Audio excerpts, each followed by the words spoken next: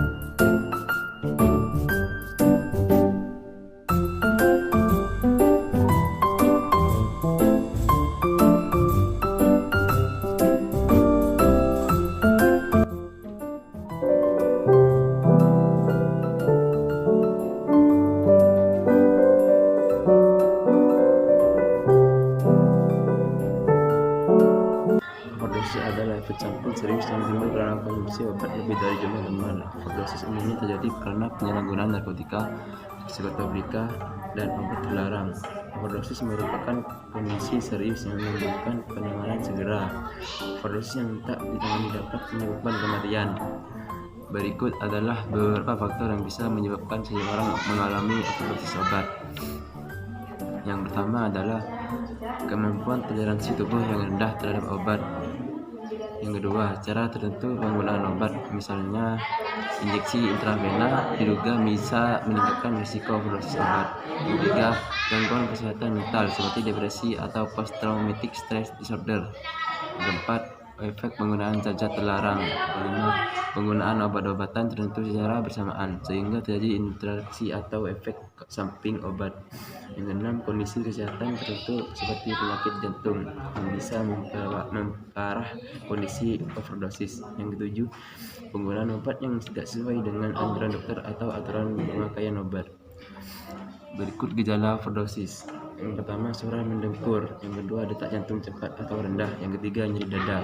Yang keempat, mual dan muntah yang parah. Yang kelima, hipertermia atau kepanasan. Yang keenam, semburat biru pada bibir, kuku, lutut. Yang ketujuh, kesulitan bernapas. Yang kedelapan, tidak sadar diri, tidak bisa dibangunkan dan tidak merespon saat dipanggil. Berikutnya adalah cara mengobati overdosis.